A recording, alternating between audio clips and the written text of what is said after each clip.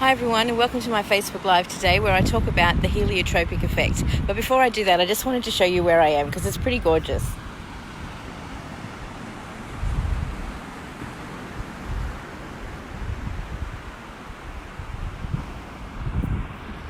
Okay, so enough of feeling jealous. So I just want to talk about the heliotropic effect. The heliotropic effect is where we are attracted to the light or sources of positive energy. So helios is Greek for the sun, and we also get our English word helium from there because the sun is made up, at least in part, of helium. So, and you will have noticed, I learned about this at school. It was called phototropism, but it's the same thing. Heliotropism or phototropism, it's where you turn to the light. And sunflowers are great at this because they actually do kind of orient themselves toward the sun for the whole day. And we've got one growing at home at the moment, and it's pretty gorgeous because it faces the morning sun every day. It's really lovely. Anyway, so in organisations and in business, the heliotropic effect is more about the positive energizers in your environment. So, for instance, it's those people who show strong performance in their work or who bring out strong performance in other people. So they're the ones that go and get stuff done. And they have ideas that are exciting and energizing for the team, and they get acted on. And also, as a result, then they attract other good people to the work. And so having heliotropic people in your organisation can be a real asset to building your business. Hi Gina, thanks for watching. So there was a study by Cross and Parker in 2004, and they talk about the domains of what makes a good heliotropic person that you might want to have in your organisation. And you have to excuse my hair going crazy today, but I'm at the beach, it's quite humid. Okay, so a compelling goal is one thing that draws people to another person. So if they have a compelling goal and create a vision of what could be in the organisation, then that's very appealing to people, and that's the kind of thing that will get a team motivated. And then if the people in the team are able to have a meaningful contribution, so if their work is valued and that they feel heard, then that's another element or another domain of a heliotropic environment.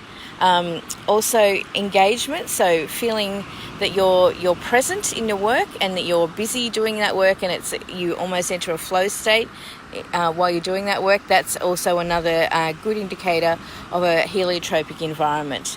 And then also having a perception of progress, so of moving forward, and a belief that your work will succeed.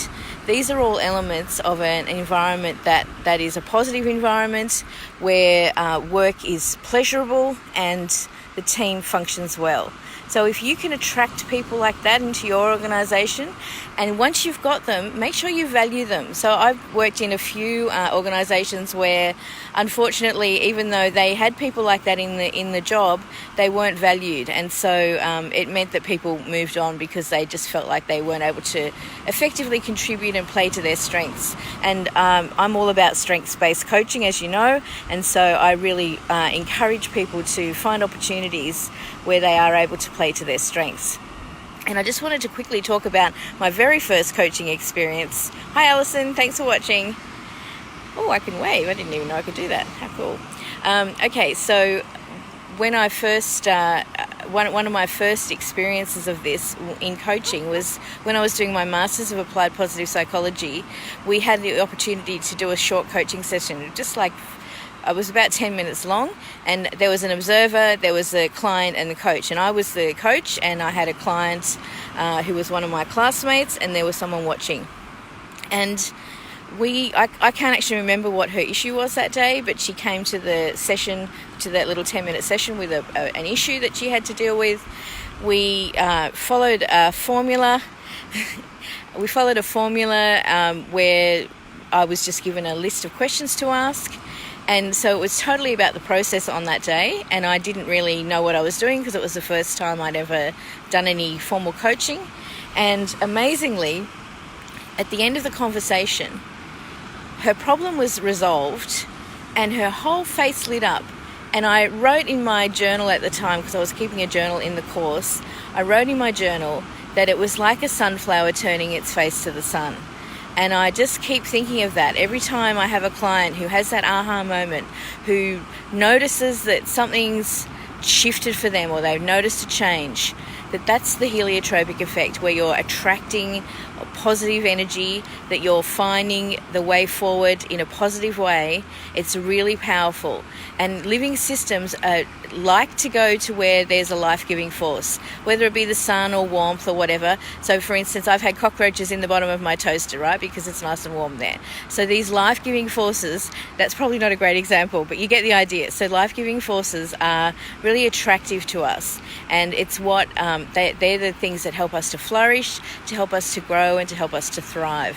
So if you're in a workplace that's not providing that for you, then you might want to consider looking at other options. And if that's what you want to do and you want to transition out of your career and into a new career, you can talk to me or find another career transition coach who can help you with that. But anyway, I'm going to go now because it's time for my morning swim, and I got out of bed to be with the sun, and it's gone behind a cloud. You can see in the background here, just show you. Yeah, see, no sun, but it's still quite warm. So I'm going to jump in the water for a few minutes, have a quick dip, and then head back into Melbourne to go to a seminar. Anyway, have a great day, and I look forward to seeing you again soon. Thanks for watching. Bye.